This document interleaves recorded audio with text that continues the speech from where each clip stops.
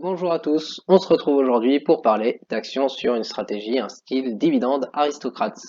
Cette vidéo, c'est la quatrième sur le sujet et donc je vous remets en lien la première vidéo avec les actions qui avaient performé le mieux. Là, c'est les actions qui auront performé au niveau des quatrièmes et à chaque fois, je fais 8 actions par vidéo. J'espère avant toute chose que vous en sortez avec la volatilité des marchés aujourd'hui qui corrigent pas mal et qui sont plutôt baissiers en tout cas, que ce soit du côté européen, du côté américain, c'est même encore plus fort sur les techs américaines. Et du coup, cela vous permet au moins une chose, savoir comment votre stratégie se comporte dans ce type de marché qui est quand même très différent et plus compliqué. Et du coup, eh bien, ça vous permet de vérifier tout ça, de savoir si vous êtes capable de tenir votre position. Là, effectivement, il faut faire attention à toute la subjectivité hein, pour vraiment garder tout ce qu'on appelle le mindset. Et donc, du coup, restez bien dans votre stratégie, consolidez-la. C'est le moment de consolider tout ça, de vérifier que tout fonctionne.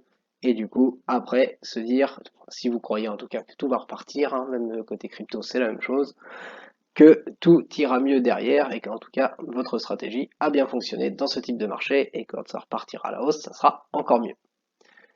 Dans cette stratégie dividende aristocrate, nous allons faire un rappel, mais avant de vous envoyer vers le rappel, eh bien tout d'abord, je vous rappelle que nous allons faire ensuite l'analyse fondamentale de 8 actions que du côté américain. Ça c'est comment elles ont été classées, c'était Europe et États-Unis et sur les performances sur les 5 dernières années. Et là on tombe sur 8 actions américaines, c'est le hasard. Et toute cette analyse fondamentale va se faire toujours selon les 8 critères qui sont sur la gauche. Et si vous n'êtes pas encore habitué à ces 8 critères, je vous renvoie vers la vidéo qui les détaille. Il y en a 5 qui sont essentiels et il y en a 3 supplémentaires concernant les dividendes. Mais avant de passer à toutes ces analyses fondamentales, je vous ramène sur le rappel concernant le style, la stratégie dividende aristocrate, malheureusement avec l'ancien son. Dans cette stratégie, trois critères sont définis pour dire que c'est un dividende aristocrate. Il faut que l'entreprise, la société, elle ait depuis 25 ans au moins augmenté son dividende, année après année, sans aucune erreur, sans aucune coupure de ce dividende. Du côté européen, on voit différentes choses passer. Généralement, on prend 10 ans plutôt que 25 ans, sinon il y aurait vraiment très peu de sociétés. Déjà qu'avec 10 ans, il n'y en a pas forcément beaucoup. Donc du côté des sociétés en euros, on prend plutôt 10 ans. Et ça va même jusqu'à la hausse, si c'est exactement le même montant d'une année sur l'autre, ça passe aussi. Donc vous verrez qu'on sera un peu plus malléable sur les sociétés européennes, mais cela reste dans l'idée 25 ans de dividendes en hausse. Mais il y a un deuxième critère qui s'ajoute pour les dividendes aristocrates, il faut que ce soit des sociétés dont le titre au niveau des actions, il y ait 5 millions de volumes d'échanges par jour. Alors tout ça, comme c'est mis à jour tous les trimestres, c'est vérifié tous les trimestres, c'est une moyenne de volume d'échange, mais en tout cas, ce que ça vous montre, c'est qu'il y a beaucoup de liquidité. Un troisième critère vient s'ajouter à ça, et ce troisième critère, lui, il concerne la capitalisation boursière. Il faut que ces sociétés soient supérieures à 3 milliards de dollars, donc des grosses sociétés bien implantées.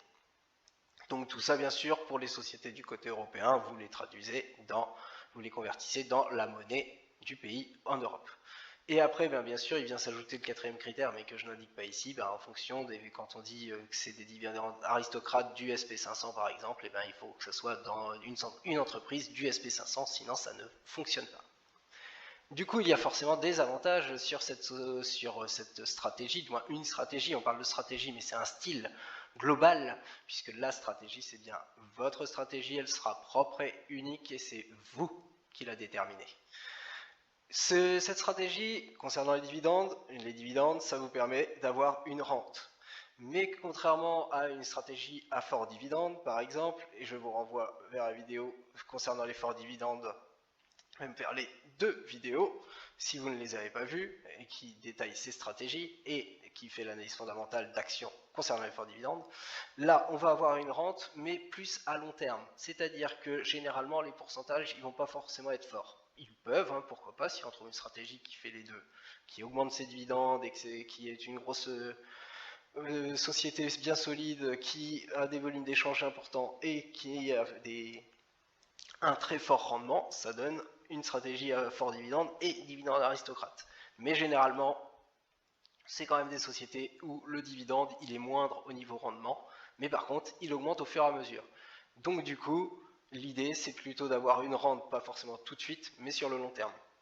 De la même façon, en fonction de votre objectif, et c'est là où on commence déjà à avoir des choix, si vous voulez la rente tout de suite, eh ben vous allez plutôt vous tourner vers des sociétés dividendes aristocrates qui vont faire un dividende plus ou moins fort quand même. Si vous vous en fichez en tout cas, ou que vous voulez juste garder la société à plus long terme et avoir une rente plus tard, vous allez prendre pourquoi pas des sociétés qui ont plutôt un peu plus de croissance et versent des dividendes, un rendement en tout cas un peu plus faible. Et vous allez profiter de cette évolution dividende année après année, vous tout en ayant juste votre action de base, mais un dividende qui augmente, par ici il augmente de 5% par an, au bout de 10 ans, vous n'avez plus du tout la même somme d'argent qui tombe pour pourtant la même somme d'argent immobilisée au départ, investie au départ. Il y a d'autres avantages. Bien sûr, c'est une stratégie à dividende, et ça dans toutes les stratégies à dividende, vous pouvez réinvestir sans vendre. Et vous pouvez réinvestir pas forcément sur votre action.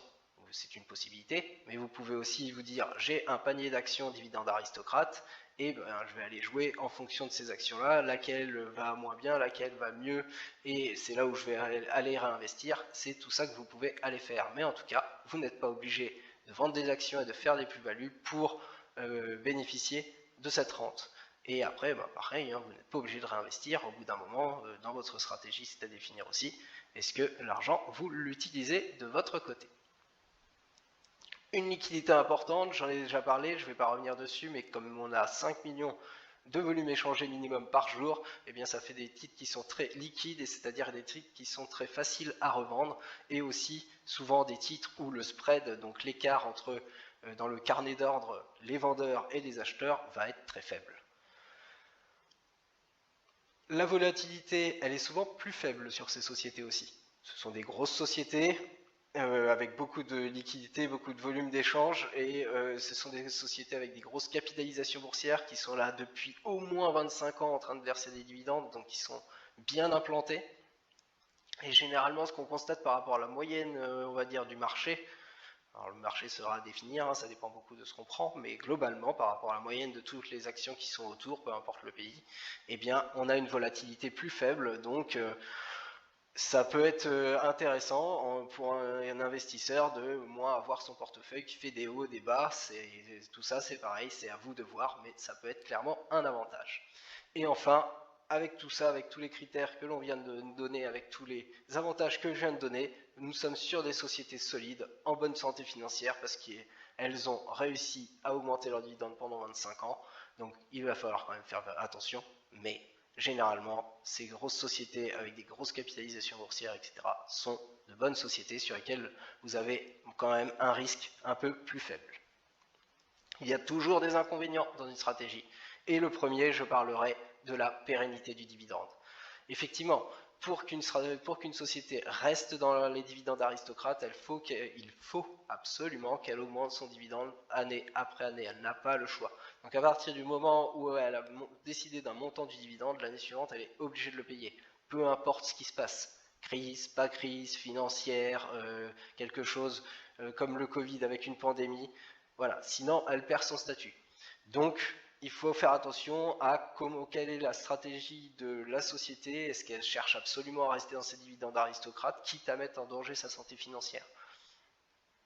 Et c'est là où il faut donc faire attention à cette pérennité du dividende.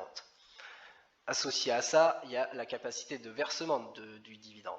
C'est-à-dire qu'effectivement, si la société elle décide dans sa stratégie et qu'elle veut absolument rester dividende aristocrate, il faut faire attention à ce versement de dividendes, et notamment au dernier critère qui est le critère de la distribution ici, du ratio de distribution, que la société, au fur et à mesure, certes, elle augmente son dividende, mais si le ratio de distribution, lui, il n'arrête pas d'augmenter et qu'au bout d'un moment, elle passe en endettement année après année, clairement, cette capacité de versement du dividende, ça ne va pas faire long feu derrière. Donc, il faut se méfier aussi.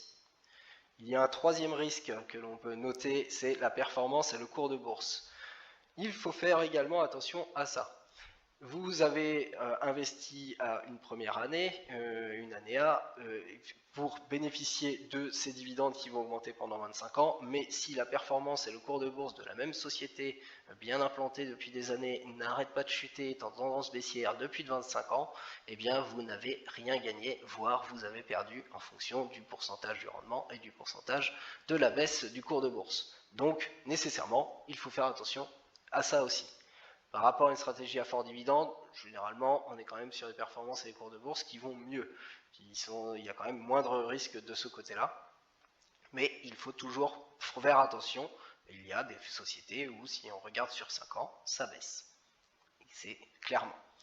Et du coup, associé à tout ça, ça va un peu dans tout, hein, dans tous les inconvénients ici de la stratégie, c'est la perte du statut dividende aristocrate de la société. Si la société ne peut plus verser ce dividende en hausse ou si elle décide de le couper, par exemple ça s'est vu beaucoup en Europe avec la pandémie, avec les demandes européennes, etc. Par exemple les bancaires et d'autres sociétés où la France a demandé à ces sociétés de ne pas verser de dividendes par exemple.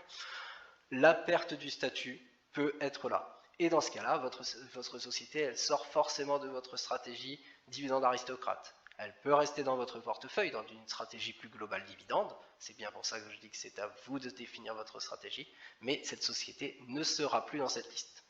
Néanmoins, cette liste, elle est assez peu mouvante. Il y a quelques entrées, à chaque fois que c'est mis à jour, il y a quelques entrées, quelques sorties, mais ça reste assez peu. Aujourd'hui, dans la liste, nous avons environ 65 entreprises du côté des États-Unis et 35 du côté de l'Europe. Beaucoup de choix à faire dans ce style de décision. Toujours, est-ce que vous faites du dollar cost averaging sur ces sociétés, avec des sociétés qui augmentent au fur et à mesure, en prenant des sociétés qui augmentent au fur et à mesure, et comme ça vous augmentez votre investissement et vous faites en sorte, par exemple, de réinvestir vos dividendes au fur et à mesure pour avoir les intérêts composés qui jouent en votre faveur et avoir de plus en plus de dividendes et de rentes. Ça, c'est à vous de le décider. Avec une volatilité plus faible, un DCA peut vous amener au fur et à mesure à avoir un prix moyen, mais qui ne sera pas le prix idéal, c'est comme si vous aviez fait all-in, mais avec des moindres risques. Mais vous pouvez jouer aussi sur le timing. Vous pouvez aussi décider d'avoir un portefeuille d'actions de dividendes aristocrates, quelques sociétés que vous suivez par exemple, et comme je vous l'ai dit, plutôt que de réinvestir directement sur l'action qui vous a versé le dividende, allez jouer des timings sur les actions qui sont un peu plus décotées pendant une période ou des choses comme ça, selon des critères que vous aurez définis. Et vous avez la possibilité de définir également votre durée d'investissement. Est-ce que vous gardez ces actions à vie pour toucher les rentes? Est-ce que les rentes, vous les prenez pour vous et à partir de combien d'années?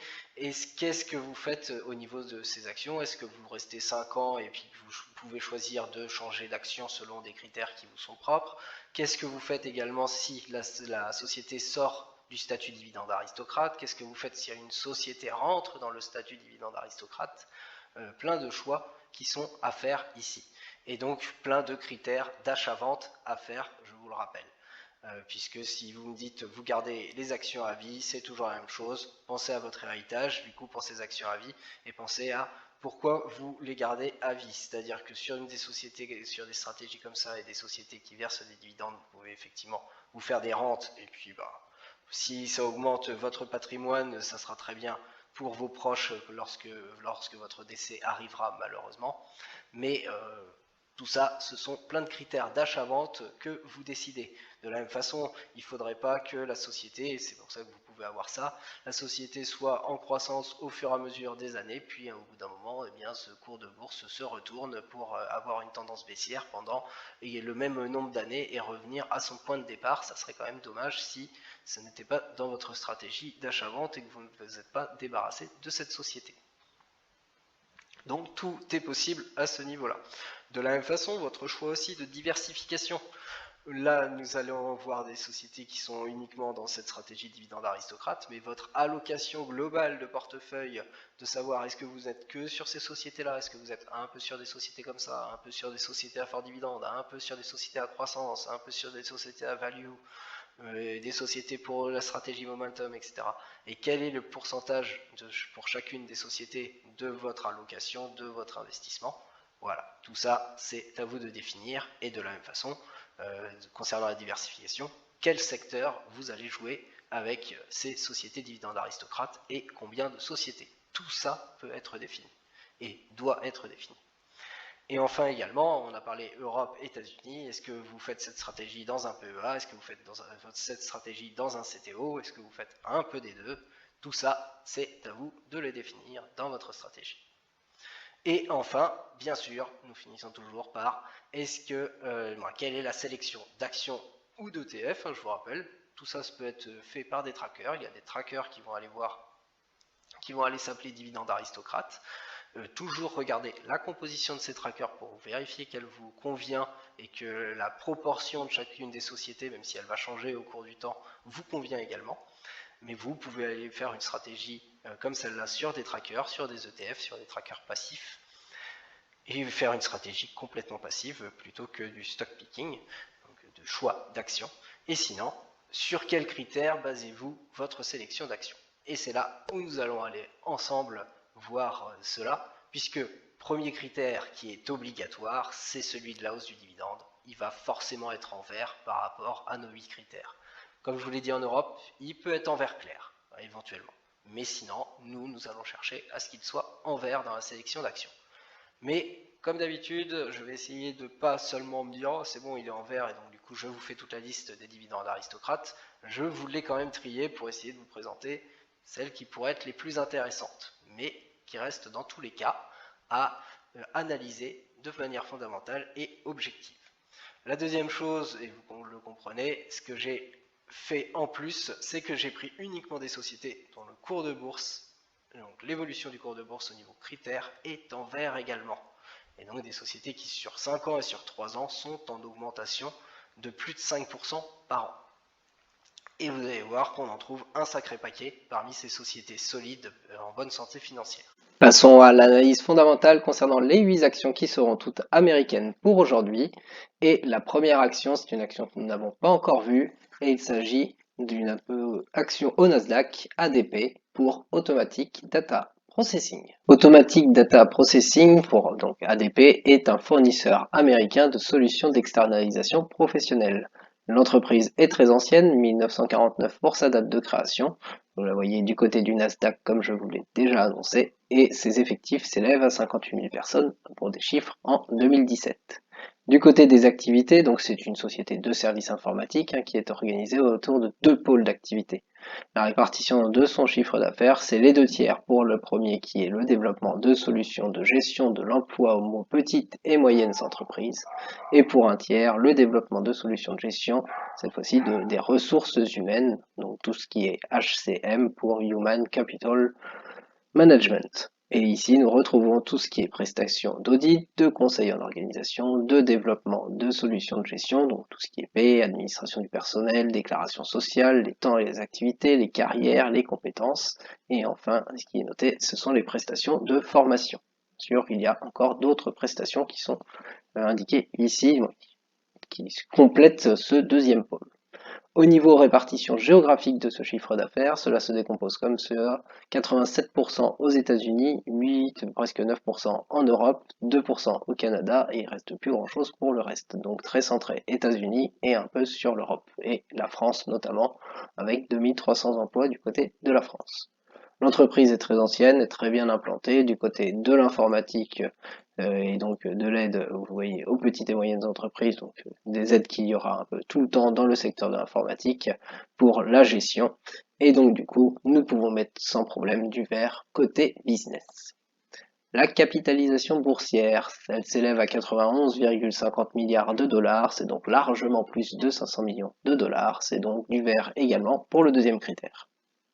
Le résultat net, en jaune sur le graphique ici, eh bien, vous voyez, ça se voit à l'œil nu, exactement comme pour le chiffre d'affaires qui est en vert, les deux sont haussiers année après année. Il n'y a aucune année où ce n'est pas haussier par rapport à l'année précédente, même avec la pandémie, il n'y a pas de souci là-dessus. Et donc du coup, un critère complètement vert. Côté cours de bourse, là nous sommes sur 5 ans à 113,48% d'augmentation, donc plus de 100%, plus du doublement. Et sur 3 ans, nous sommes, si on prenons à peu près le 25 janvier, 59,17% d'augmentation sur 3 ans, donc encore à chaque fois sur 3 ans et sur 5 ans, c'est plus de 5% par an en moyenne, et donc du coup un quatrième critère qui est lui aussi en vert. Le PER, le ratio cours sur bénéfice, il est de 34,35. Là, il se trouve dans la zone élevée.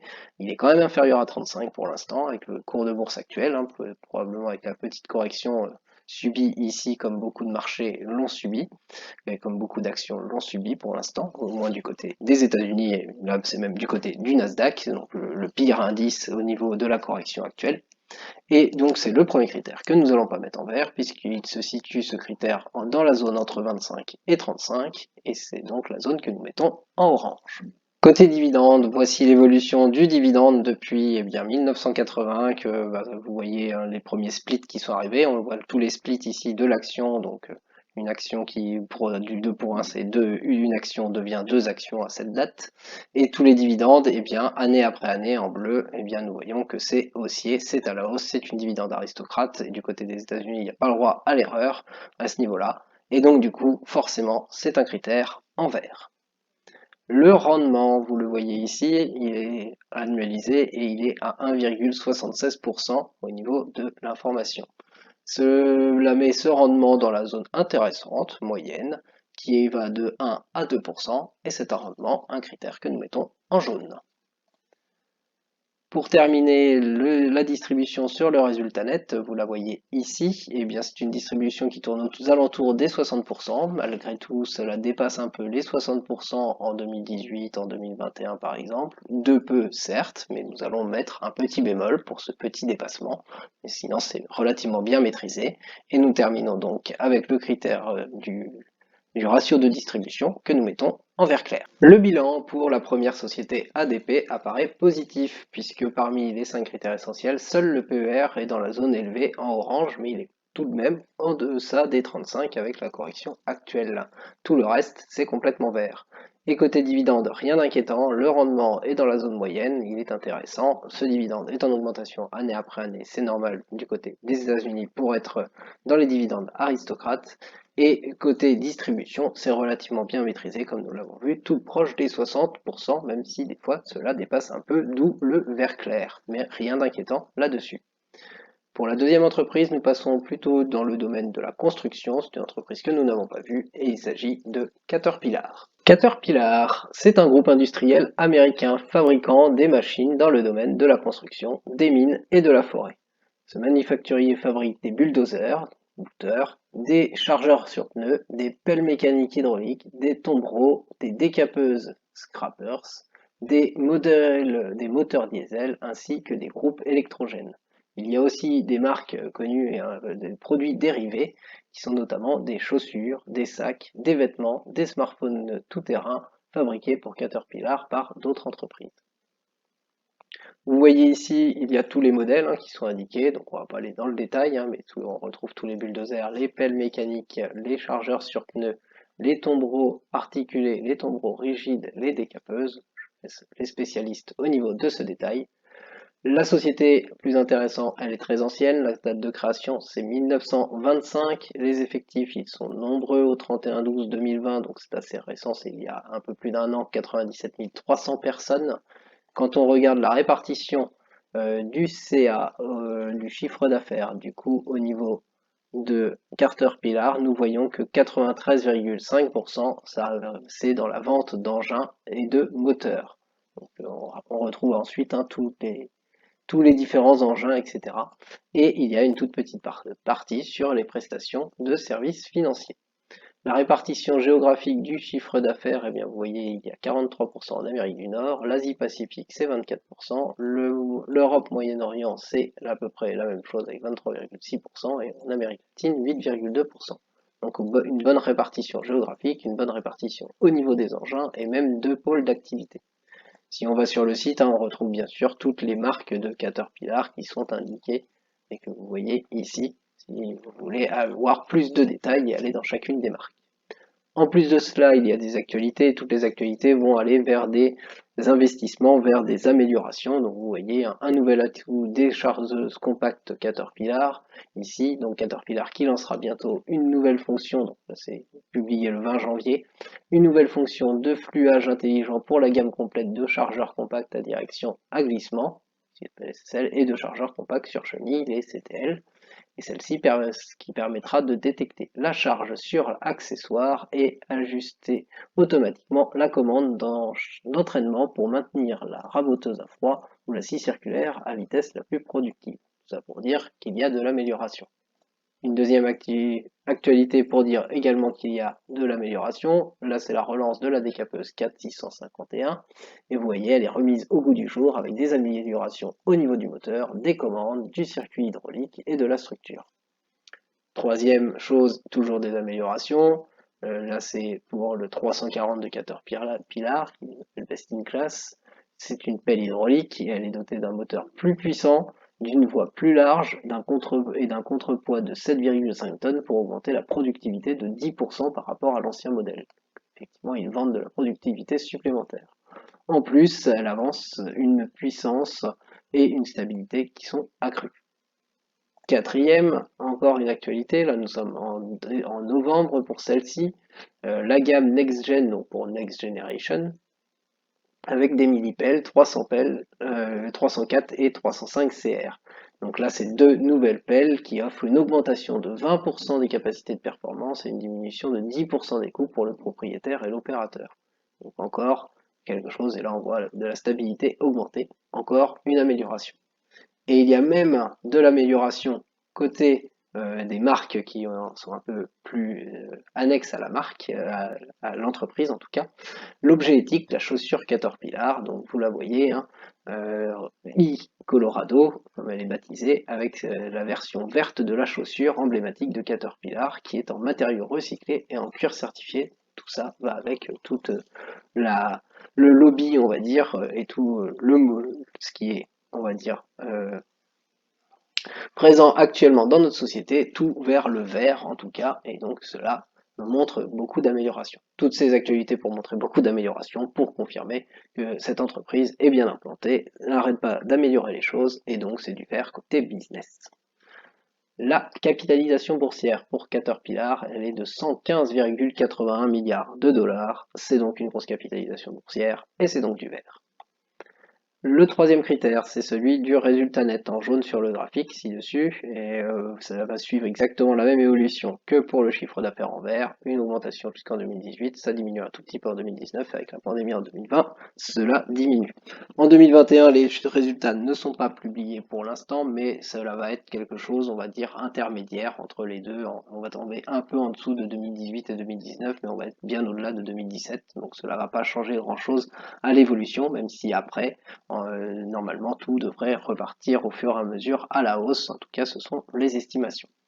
Si nous regardons en tout cas ce que nous avons actuellement, eh bien nous avons en 2016 même des pertes qui étaient faites, en 2020 nous avons 3 milliards de gains, et en 2018 nous avions 6,15 milliards de gains, donc du coup c'est en augmentation sur 5 ans mais plutôt en diminution sur 3 ans, c'est bien ce que nous voyons à l'œil nu sur le graphique, et c'est donc un critère que nous mettons en jaune pour l'évolution du résultat net.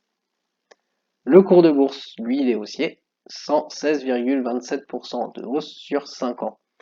Même si, bien sûr, il y a des corrections, il y a des moments de plateau en tout cas, eh bien, c'est très haussier, c'est plus de 5% par an en moyenne sur 5 ans, donc pas de souci là-dessus. Et sur 3 ans, eh bien, nous retrouvons la même chose avec 56,43% d'augmentation, ce qui est une forte augmentation, et donc un critère de l'évolution du cours de bourse qui est en vert.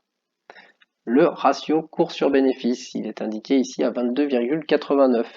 Et cela le met donc dans la zone qui va de 17 à 25, c'est la zone moyenne, et il est donc lui aussi en jaune. Côté dividende, voici les derniers détachements année après année avec les splits.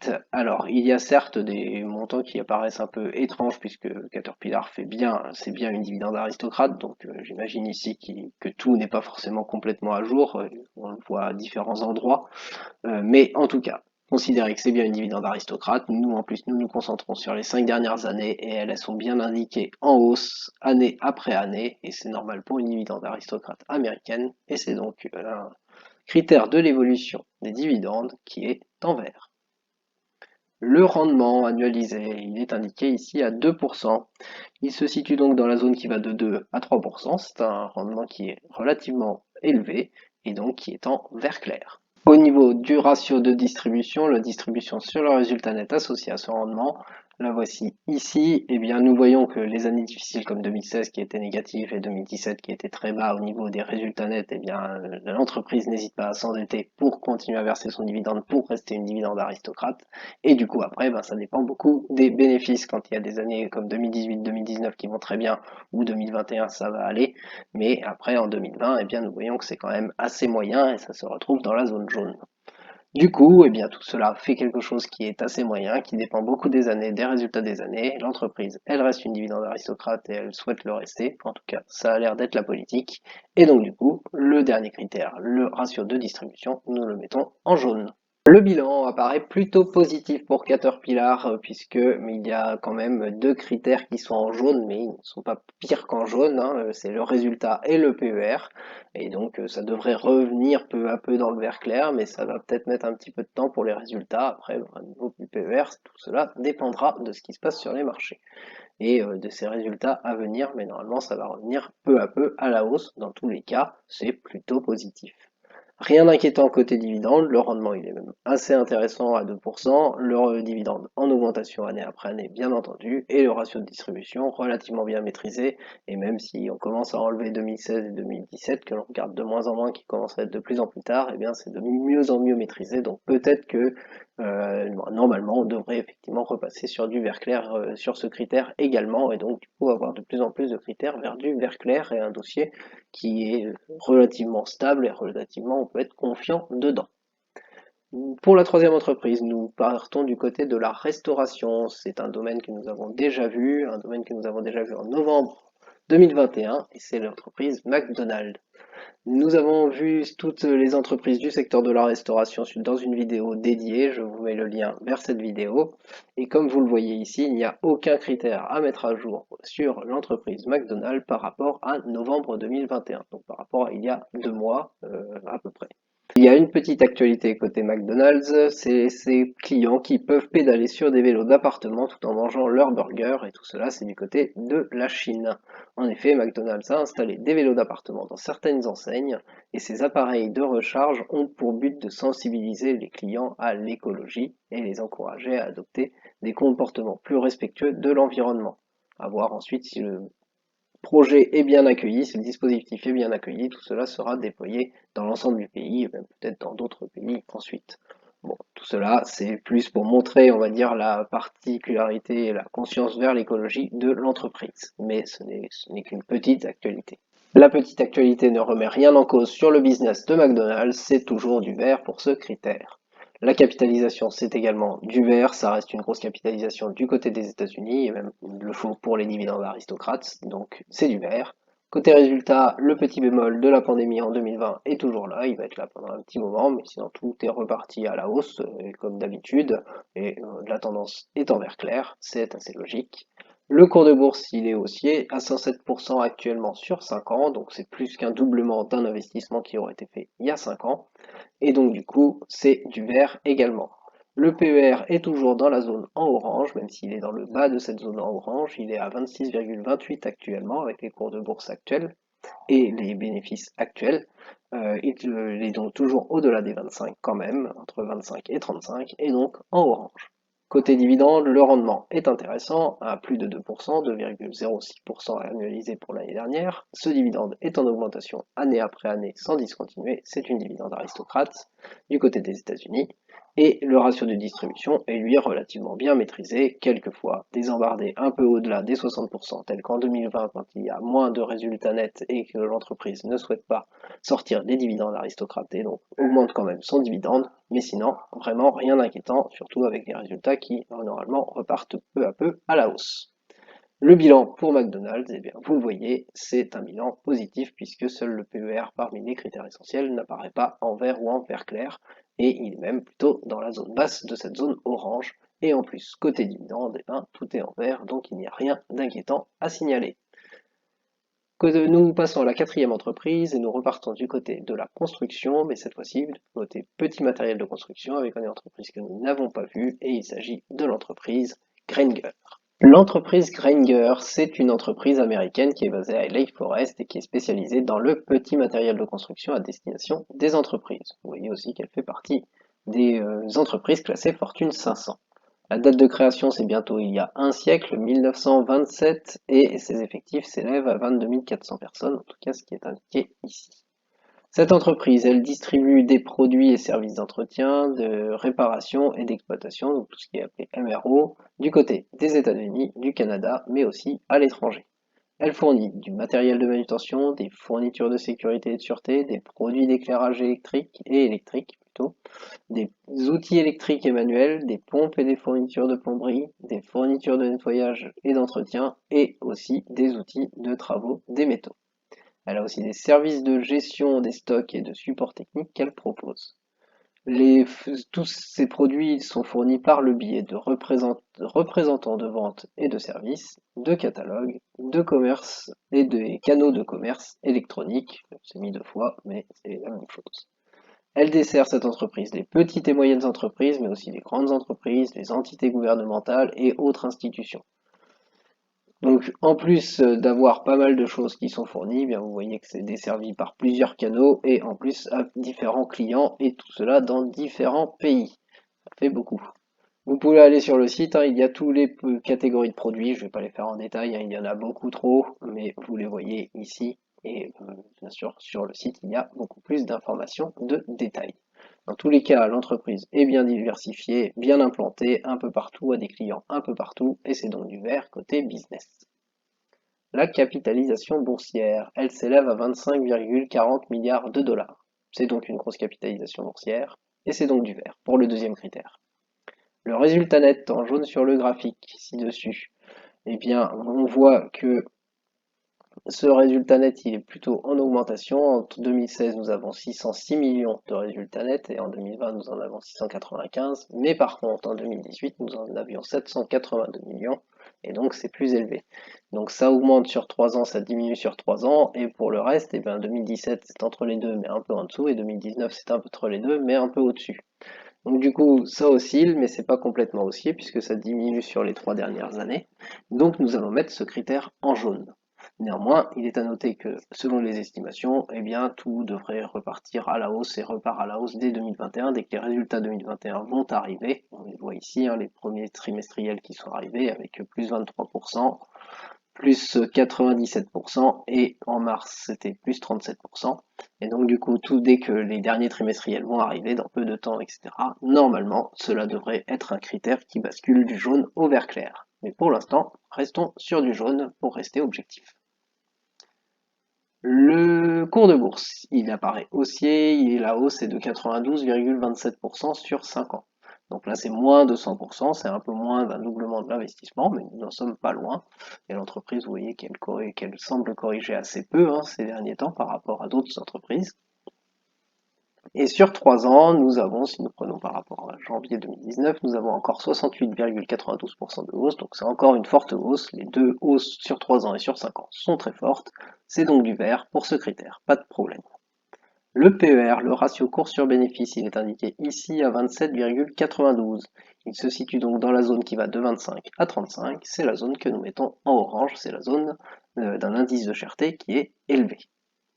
Côté dividende, tout d'abord l'évolution de ce dividende année après année sur l'historique, c'est une dividende aristocrate américaine, elle confirme bien tout cela, vous voyez les splits mais qui sont assez lointains, qui étaient avant les années 2000, et donc du coup pour ce critère nous regardons les 5 dernières années, c'est en hausse année après année, c'est donc du vert. Le rendement annualisé, il est indiqué ici à 1,30%, c'est donc un rendement qui se situe dans la zone moyenne, qui est relativement intéressant, entre 1 et 2%.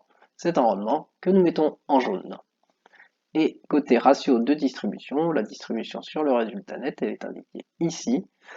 Nous avons uniquement des chiffres qui sont en deçà de 60%. Le plus bas, c'est 39%. Le plus haut, c'est 52%. tout ça en dessous de 60%. C'est donc un rendement dividende qui est en augmentation, et un dividende plutôt, qui est en augmentation au niveau de son montant et qui est bien maîtrisé, parfaitement maîtrisé, année après année, et c'est donc du vert pour terminer le dernier critère. Le bilan pour l'entreprise Geringer apparaît mitigé puisque deux critères parmi ceux essentiels ne sont pas en vert. Le PER qui tout d'abord est dans la zone orange est élevé et le résultat qui lui est en jaune. Alors même si cela devrait s'améliorer à terme, ça va pas s'améliorer tout de suite, eh bien pour l'instant cela reste quand même plus mitigé que d'autres dossiers que nous avons vus, mais quand cela va passer en vert clair, eh bien là nous aurons les mêmes résultats que pour l'entreprise qui est à côté, McDonald's, et cela deviendra plus positif. Par contre, côté dividende, là, il n'y a rien d'inquiétant, le rendement est moyen, en augmentation année après année pour une dividende aristocrate américaine, c'est normal, et en plus, ce dividende, il est parfaitement maîtrisé tout le temps en dessous des 60%, nous l'avons vu entre 40 et 50% généralement. Donc rien d'inquiétant côté santé financière et grandissement de l'entreprise et son développement. Pour la cinquième entreprise, c'est une entreprise que nous avons déjà vue du côté de la recherche pharmaceutique, une biotechnologie, et il s'agit de l'entreprise AbbVie. AbbVie, je vous le rappelle, c'est une entreprise qui a été créée en 2013 et qui est la scission avec Abbott. Cette entreprise, nous l'avons vue dans le cadre d'une stratégie à fort dividende sur le CTO, je vous mets le lien pour ceux qui ne l'auraient pas vu. Et nous avons fait aussi du côté du SBF 120 pour les forts dividendes, il y a d'autres vidéos là-dessus, mais ici c'était côté du CTO et c'était en décembre, le dernier bilan. Du coup c'est une mise à jour par rapport à décembre et donc c'était il y a peu de temps et il n'y a donc rien à mettre à jour. Une actualité côté AbbVie, comme pour les biotechnologies, eh bien ici c'est la FDA, la Food and Drug américaine, l'administration américaine qui approuve les médicaments, qui a approuvé Rinvoq pour le traitement des adultes et des enfants de 12 ans et plus qui sont atteints de dermatite atopique réfractaire modérée à sévère, et donc c'est un traitement du côté d'AbbVie qui est approuvé. C'est une très bonne chose pour une société dans la biotechnologie. Cette bonne actualité va dans le sens positif du business pour AbbVie, et donc cela reste du vert pour ce critère. AbbVie reste une grosse capitalisation boursière, même après la scission avec Abbott, c'est donc toujours en vert aussi pour ce critère. Les résultats sont un peu en berne ces dernières années, mais tout cela va normalement, dès que les résultats 2021 vont être publiés, si c'est conforme aux attentes, eh bien tout cela va directement aller dans le vert clair, et c'est pour ça que nous l'avions vu dans les forts dividendes, notamment cette action-là, c'est pour ce rebond qui était possible ici au niveau des résultats, et donc repartir sur une tendance beaucoup plus positive. Le côté cours de bourse, c'est 120% à peu près d'augmentation sur 5 ans, c'est donc très haussier, et c'est donc plus du doublement d'un investissement, et c'est donc du vert. Le PER est à peu près dans les 31, et donc dans la zone qui va de 25 à 35 en orange.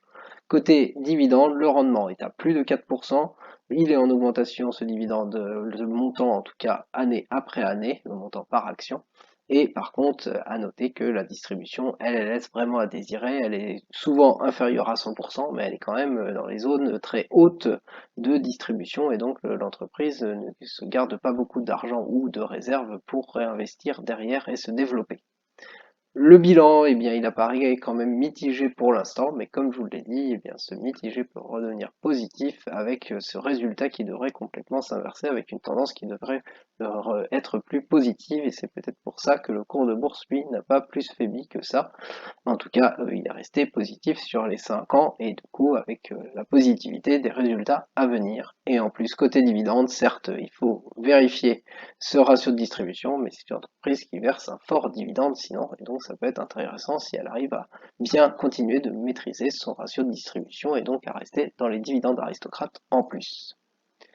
Pour la cinquième entreprise, même sixième entreprise pour aujourd'hui, c'est aussi une entreprise que nous avons déjà vue, mais c'est dans le cadre des produits chimiques du côté américain.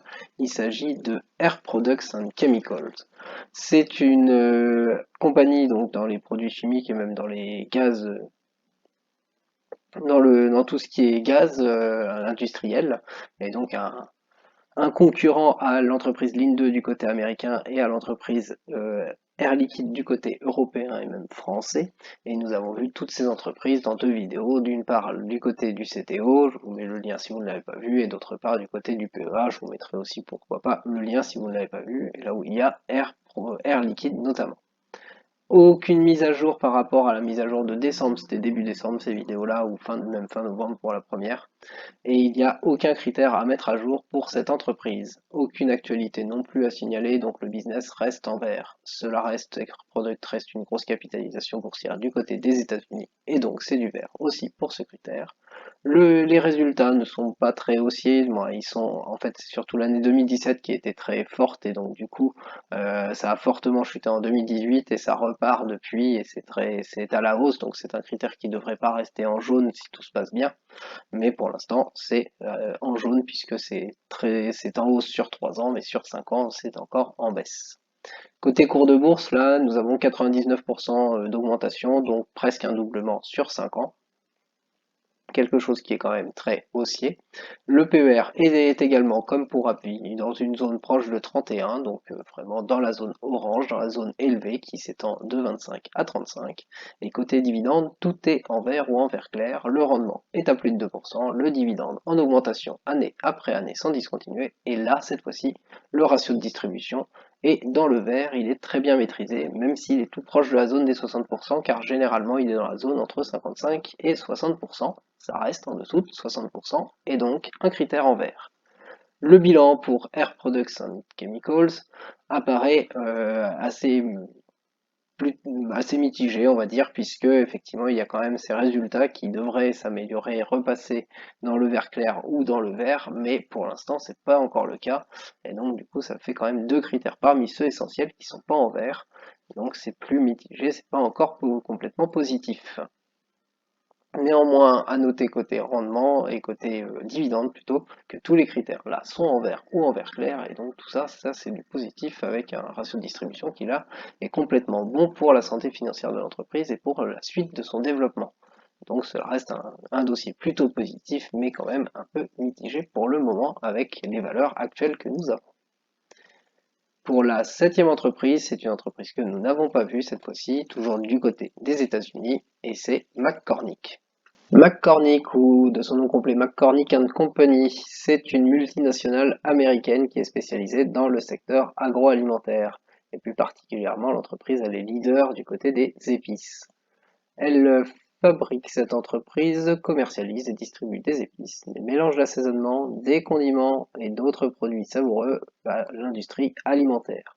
Elle opère sur deux segments, Consumer et Flavor Solutions, donc consommateur et du côté des solutions aromatiques. Le côté consommateur propose des épices, des herbes, des assaisonnements ainsi que des desserts. Et tout cela selon plein de marques, toutes les marques elles sont notées ici. Du côté de l'Europe, nous connaissons Ducros, Schwartz, Camille Saint-Zin et Dragoria Inde Alimentary et Vainé. Voilà toutes les marques du côté de l'Europe, mais vous voyez qu'il y en a du côté de la Chine, du côté de l'Afrique Moyen-Orient, ce sont les mêmes qu'en Europe, du côté de l'Australie et du côté des Amériques. Les produits, ils sont également distribués sous des marques privées.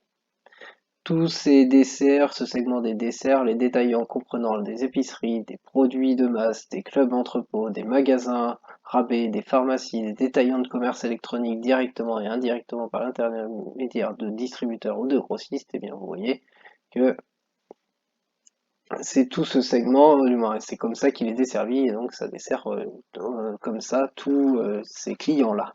Donc voilà, c'est toute la panoplie de clients pour l'entreprise. Côté Flavor Solution, là ça propose des mélanges d'assaisonnement d'épices, d'herbes et de condiments et des systèmes d'enrobage et des arômes composés, mais cette fois-ci pour les multinationales de l'agroalimentaire et aux clients de la restauration. Donc c'est plus deux segments qui sont faits plus à destination de clients différents plutôt que ces segments sont différents dans les produits proposés. Alors, un petit peu forcément. Il sert les clients de la restauration directement et indirectement par le biais de distributeurs. L'entreprise elle est très ancienne, fondée en 1889 comme vous pouvez le voir, et toutes les marques on peut les retrouver sur le site de McCormick & Company pour aller plus dans le détail, et vous les voyez ici, je ne vais pas les passer forcément en détail, surtout que on ne les connaît pas toutes du côté de l'Europe, mais voici, ça fait un sacré nombre de produits, un sacré nombre de marques sous lesquelles opère toute cette multinationale américaine. Il n'y a donc aucun doute sur le fait que cette multinationale, avec plein de produits qui opèrent depuis des années et des années, même plus d'un siècle, et de tous les pays, dans tous les continents du monde, eh bien, c'est du vert côté business. La capitalisation boursière, elle s'élève à 25,61 milliards de dollars pour McCormick & Company. C'est donc une grosse capitalisation boursière américaine, c'est donc du vert pour ce critère. Le critère du résultat net, son évolution sur 5 ans, vous le voyez ici sur le graphique, et on voit qu'il y a eu une bonne année en 2018, ça a augmenté plutôt sur les 3 premières années pour rediminuer ensuite. Les résultats en 2021, eh bien, ils sont encore estimés en dessous de 2018, mais au-delà de 2017 et de 2019, donc on devrait passer vers du vert clair, mais pour l'instant, en 2018, nous étions à plus de 900 millions et nous sommes à plus de 700 millions en 2020 et nous étions à 400 millions en 2016. Donc vous comprenez que sur 5 ans c'est plutôt haussier mais que sur 3 ans c'est plutôt baissier. Nous allons donc mettre du jaune, mais c'est un critère qui pourrait virer quand même au vert clair une fois que les résultats 2021 sont arrivés, puisque vous voyez que 2021 nous avons des petites augmentations, 3% ici, même pas ici en mai, et en février c'est 11%, donc ça va faire une petite augmentation par rapport à 2020, et donc du coup un critère qui pourrait passer du jaune au vert clair, mais pour l'instant il reste en jaune. Côté cours de bourse, c'est 99,65% de hausse sur 5 ans, donc c'est haussier, c'est presque un doublement, c'est presque du 100% et presque un doublement d'un investissement qui aurait été fait il y a 5 ans. Et par rapport à janvier 2019, ben, vous voyez qu'on se trouve dans un trou en janvier 2019, donc c'est 57% de hausse. À noter ici que l'action ne corrige pas, hein, pour l'instant, il n'y a pas la correction que l'on voit sur les différents indices et notamment toutes les technologies qui sont le plus impactées pour l'instant avec la remontée des taux. C'est assez commun pour l'instant sur les entreprises et tout ce qui est tout ce qu'on appelle consommation de base au niveau des secteurs. Le critère, du coup, c'est très haussier sur 5 ans et sur 3 ans, c'est donc du vert pour l'évolution du cours de bourse. Le PER, le ratio cours sur bénéfice, il est indiqué à 34,04. Il est donc inférieur à 35, mais supérieur à 25, il est donc élevé et il est dans le haut de la zone orange et donc mis en orange. Côté dividende, vous voyez les derniers détachements année par année qui sont indiqués ici, avec même un split de 2 pour 1 qui est indiqué ici en 2020, donc assez récent, même avec ce split de 2 pour 1, vous voyez que les dividendes par action, les derniers détachements, les montants de dividendes par action sont en augmentation, même après le split. Il y avait plein de splits avant, mais maintenant il y en a quand même de moins en moins, mais en tout cas le dividende est en augmentation année après année, et du coup c'est du vert côté de ce critère de l'évolution du dividende, du montant du dividende. Le rendement annualisé, il est de 1,45%, indiqué ici. Il est donc moyen, intéressant, se situant dans la zone qui va de 1 à 2%. C'est la zone que nous mettons en jaune. La distribution sur le résultat net pour McCormick, le ratio de distribution, eh bien vous le voyez ici, nous sommes à chaque fois dans une zone inférieure à 60%, une zone qui va de près de 30% à 50% pour le maximum, donc toujours largement inférieur à 60%. C'est un dividende qui est très bien maîtrisé dans son versement, et c'est donc du vert pour le dernier critère. Le bilan pour l'entreprise McCormick dans l'agroalimentaire apparaît plutôt positif, mais pas complètement. C'est exactement le même bilan au niveau des couleurs que pour Air Products qui est juste à côté. Orange est plutôt dans la zone élevée de la zone orange et le résultat n'est pas encore en vert clair ni en vert, il est en jaune seulement. Et donc même s'il pourrait redevenir plus positif, pour l'instant c'est pas le cas.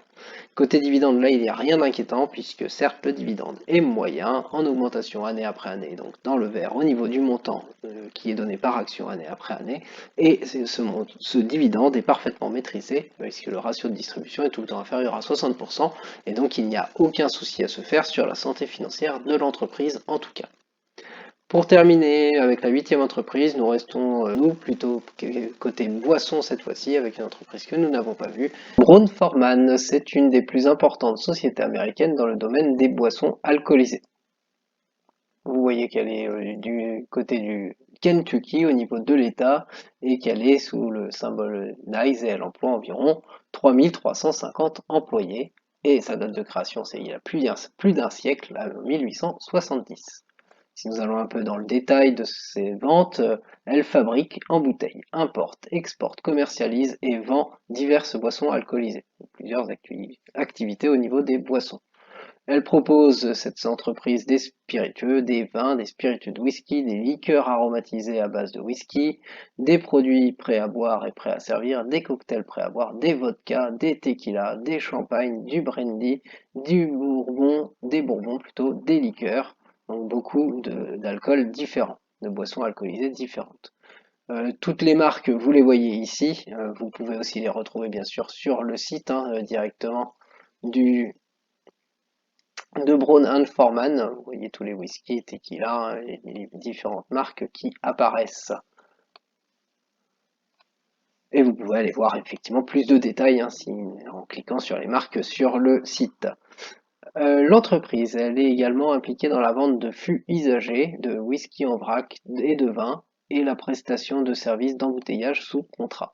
Elle sert des clients de détail, les consommateurs par l'intermédiaire de distributeurs ou de gouvernements d'État, les détaillants, les grossistes, les gouvernements provinciaux directement. Donc, plusieurs voies d'acheminement. Et toutes ces activités, elles sont faites à la fois aux États-Unis, au Royaume-Uni, en Allemagne, en Australie, au Mexique et à l'international, c'est-à-dire un peu partout, puisqu'on vous a cité les principaux pays, mais vous voyez qu'il y a l'international, donc vraiment partout. C'est une grosse société bien connue au niveau des marques. Vous voyez Jack Daniels par exemple ici. Donc c'est une société qui est bien implantée du côté notamment de tous ces spiritueux, tous ces whisky et toutes ces boissons alcoolisées globalement.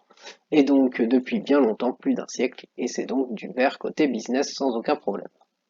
Côté capitalisation boursière, pour Brown-Forman, elle s'élève à 30,65 milliards de dollars ici, et c'est donc une grosse capitalisation boursière du côté des États-Unis, et c'est donc du vert.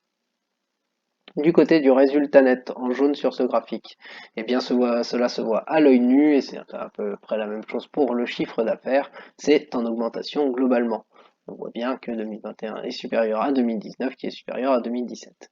Néanmoins, c'est pas tout le temps en augmentation, il y a le petit bémol de 2020, vous voyez, avec une petite baisse de 0,96% ici, de résultat net par rapport à l'année d'avant. Ce n'est pas le cas sur le chiffre d'affaires, qui lui est complètement haussier. Mais nous nous basons sur le résultat net, et donc il y a un mini bémol, et donc du vert clair pour le critère de l'évolution du résultat net sur les 5 dernières années. Le cours de bourse, il est haussier, mais là nous sommes inférieur à 100% cette fois-ci, nous sommes à 80,37%. Donc là nous ne doublons pas complètement l'investissement sur 5 ans, et sur 3 ans cela va rester globalement haussier avec 44,57% d'augmentation, donc à chaque fois sur 5 ans et sur 3 ans, c'est bien plus de 5% par an tout de même si on a diminué par rapport aux entreprises que nous avons vues précédemment dans les dividendes aristocrates, et ça reste un critère du cours de bourse qui reste haussier et donc en vert. Le PER, le ratio cours sur bénéfice, là il est très élevé, il est dans la zone au-delà des 35 à 41,23 actuellement. Il est donc dans la zone très élevée et c'est un critère que nous mettons en rouge.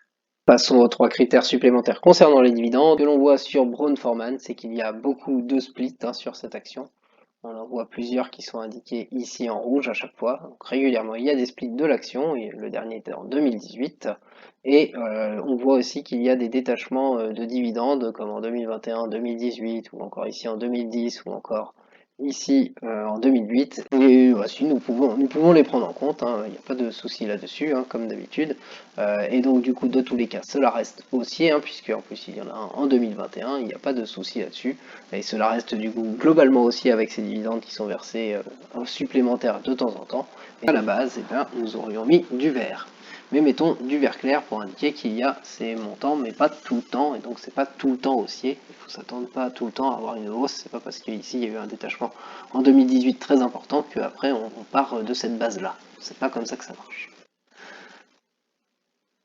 Revenons ici pour le rendement du dividende. Il est indiqué à 1,15% et c'est un rendement qui se trouve du coup dans la zone entre 1 et 2%, la zone moyenne que nous mettons en jaune. Et associé à tout ce dividende, eh bien, on retrouve ici la distribution sur le résultat net. Eh bien, vous voyez que, mis à part pour l'année 2018 où justement il y a eu un versement d'un dividende plus important avec un détachement supplémentaire de ce dividende, le reste du temps c'est dans une zone qui est très basse, voire même très très basse en 2021. Mais sinon, il y a quand même la pénalisation ici, puisque l'entreprise elle n'hésite pas à piocher dans ses réserves ou à s'endetter pour verser son dividende, puisque si elle a des réserves, elle peut piocher dans ses réserves, bien entendu. Mais du coup, il ne faudrait pas que ces détachements supplémentaires soient là trop souvent. En tout cas, ils n'ont pas l'air pour l'instant, ça a l'air d'être maîtrisé. Mais donc, du coup, nous allons mettre un gros bémol, puisque ça dépasse les 100% ici, et nous allons mettre du jaune pour terminer avec ce dernier critère. Le bilan pour Braun-Forman apparaît positif, puisque seul le PER parmi les critères essentiels apparaît en rouge. Bon, cette fois-ci, et par contre, il est très élevé, il est en rouge. Les autres critères sont dans le vert ou dans le vert clair, même les résultats dans le vert clair, il n'y en a pas beaucoup dans cette vidéo, c'était meilleur, c'était ADP avec carrément du vert. Côté dividende, là c'est moins reluisant, avec le rendement qui est certes moyen, le dividende qui est globalement haussier, là c'est un vert clair où il ne faut pas s'inquiéter du tout, hein, c'est globalement haussier, c'est juste pour dire qu'il y a des dividendes supplémentaires qui ont été versés ces dernières années, et donc du coup ça peut donner un aspect surprenant, c'est-à-dire que si ça diminue en 2022 par rapport à 2021 alors qu'il y a eu un dividende extraordinaire, eh bien c'est tout à fait normal, mais globalement c'est à la hausse et c'est pour ça que c'est du vert clair. Par contre, associé à cela, le ratio de distribution est en jaune puisque les années de détachement de dividendes supplémentaires et non ordinaires, eh bien l'entreprise n'hésite pas à piocher dans ses réserves ou à s'endetter en fonction de sa situation pour verser ses dividendes. Rien d'inquiétant pour le moment, mais en tout cas c'est à surveiller, il ne faudra pas que ça devienne une habitude pour l'entreprise, sinon la santé financière pourrait être mise à mal, mais ce n'est pas le cas actuellement. Je vous laisse ici avec ce tableau complété, avec ces 8 entreprises, 8 que nous avons des nouvelles notamment, il y en a quand même pas mal de nouvelles ici. Et donc du coup, 8 entreprises qui sont, je vous le rappelle, la 4e série sur les dividendes aristocrates. Ici, ce ne sont que des entreprises des États-Unis, mais c'est le hasard puisque le classement, je vous le rappelle, a été fait sur les performances sur les 5 dernières années. Et là, nous étions aux alentours de 100% de performance sur 5 ans.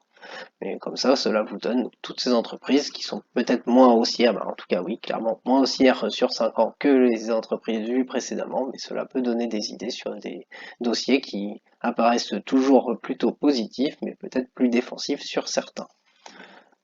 Je vous rappelle aussi que je vais continuer les vidéos, j'en ferai peut-être encore une sur la stratégie dividende d'aristocrates, je vais voir les 8 entreprises qui interviennent après, qui arrivent après dans le classement que j'ai fait, et après il y aura aussi toutes les autres vidéos sur les autres stratégies, telles que les dividendes mensuels avec le calendrier que j'ai à poursuivre aussi, où il y a encore pas mal de sociétés, des stratégies value, des stratégies momentum, des stratégies des dog of the dough, et des stratégies de croissance, pas mal de choses encore à voir ensemble.